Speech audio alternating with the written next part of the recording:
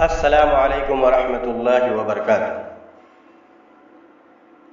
میں ہوں جمیل عبداللہ ہاشمی۔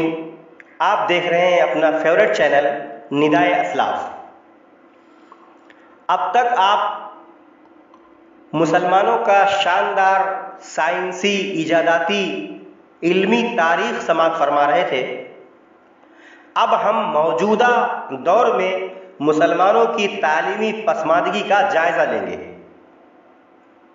حضرات، میں بات شروع کروں اس سے پہلے آپ سے یہ درخواست ہے کہ آپ ہمارے چینل کو سبسکرائب کیجئے، دوست و احباب میں اس کا تعارف کروائیے، باتیں پسند آئیں تو لائک کیجئے۔ اگر آپ کوئی مشورہ دینا چاہتے ہیں تو کمنٹس باکس میں کمنٹس کر کے ہمیں بتائیں۔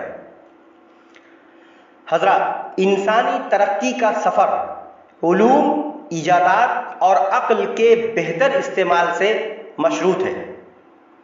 علم و دانش ہر چیز کا متبادل ہو سکتے ہیں، لیکن علم و دانش کا کوئی متبادل نہیں ہو سکتا۔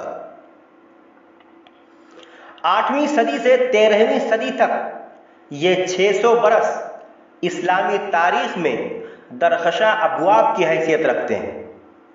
اس میں مسلمانوں نے بابل، شام، مصر، یونان، ہند اور چین کے علوم و فنون کو نہ صرف عربی میں ڈھال کر آئندہ نسلوں کے لیے محفوظ کر دیا تھا، بلکہ اس میں قابل قدر اضافے بھی کیے تھے۔ حضرات، اب آپ دیکھیے ہماری تعلیمی پسماندگی کے اسباب کیا ہیں۔ تو جب میں نے تجزیہ کیا تو میں یہ سمجھا کہ اس کے بنیادی 3 اسباب ہیں۔ ہو سکتا ہے کہ اس کے علاوہ بھی اور اسباب ہوں، یا ہو سکتا ہے کہ یہ ہمارے بیان کیے جانے والے تینوں اسباب غلط بھی ہوں، لیکن کیونکہ یہ میری اپنی اوپینین ہے، میری اپنی رائے ہے، میرا اپنا تجزیہ ہے، تو میں آپ کے سامنے رکھتا ہوں۔ پہلی وجہ، 10ویں صدی عیسوی کے اخیر میں اسلامی حکومتوں کے مزاج میں تبدیلی آنا شروع ہو گیا۔ عربی کی جگہ فارسی نے لینا شروع کر دیا۔ فارسی ادب میں شاعری کا دورہ تھا۔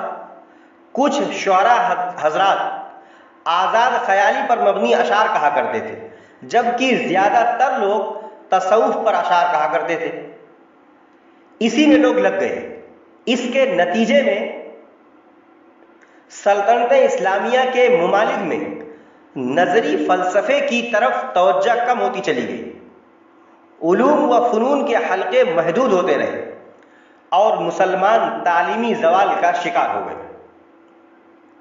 دوسری وجہ، 11ویں صدی کے بعد اسلامی سائنس زوال پذیر ہونا شروع ہو گئی۔ یہ زمانہ اسلامی شان و شوکت کے زوال کا زمانہ تھا۔ عباسی خلفاء کی طاقت بہت کم ہو گئی تھی، چھوٹی چھوٹی ریاستیں قائم ہو چکی تھیں، مرکز کمزور ہو چکا تھا۔ جب مرکز ہی کمزور ہو گیا تو تمام شعبوں میں بھی کمزوری آ گئی اور مسلمان تعلیمی زوال کا شکار ہو گئے۔ تیسری وجہ، کچھ علماء سائنسی کاموں میں بیجا مداخلت کرنے لگے۔ کچھ علماء نے اقلیت پسندوں یعنی سائنسدانوں پر کفر کے فتوے لگائے، ان کی کتابیں جلانے کا فتویٰ دیا۔ دینی عقائد میں راسخ پسندی کا رجحان ہونے لگا۔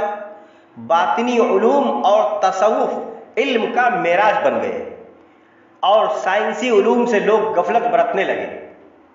اس طرح مسلمان تعلیمی زوال کا شکار ہو گئے۔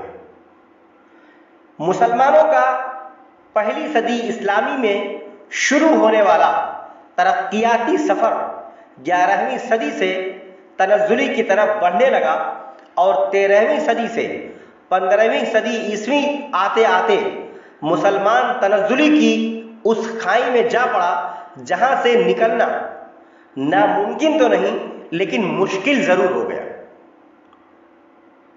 یہ تھے وہ 3 اسباب جس کی وجہ سے مسلمان تعلیمی زوال کا شکار ہوئے۔ اب ہمیں کیا کرنا ہے؟ تو وہ یہ ہے کہ ان باتوں کے سامنے آ جانے کے بعد امت مسلمہ پر کئی سو سال کا سائنسی پسماندگی کا قرض اتار کر دنیا کی ترقی یافتہ سمجھے جانے والی قوموں سے آگے بڑھنا ہے۔ موجودہ زمانے میں مسلمانوں کی تنزلی کی جڑ صرف اور صرف جہالت ہے، جو ہم پر ایک تاریک رات کی طرح حاوی و طاری ہے۔ جہالت یعنی ناواقفیت اللہ کی آیات سے، اللہ کی ہدایات سے۔ جب تک ہم ان کو دور نہیں کریں گے تب تک ہم اپنا کھویا ہوا مقام واپس نہیں پائیں گے۔ حضرات پھر ملیں گے انشاءاللہ نئے ویڈیو میں، جب تک کے لیے دیجیے اجازت۔ ہمارے چینل کو سبسکرائب کیجیے، دوست و احباب میں تعارف کروائیے، باتیں پسند آئیں تو لائک کیجیے، کوئی مشورہ ہو تو کمنٹس باکس میں کمنٹس کر کے بتائیے۔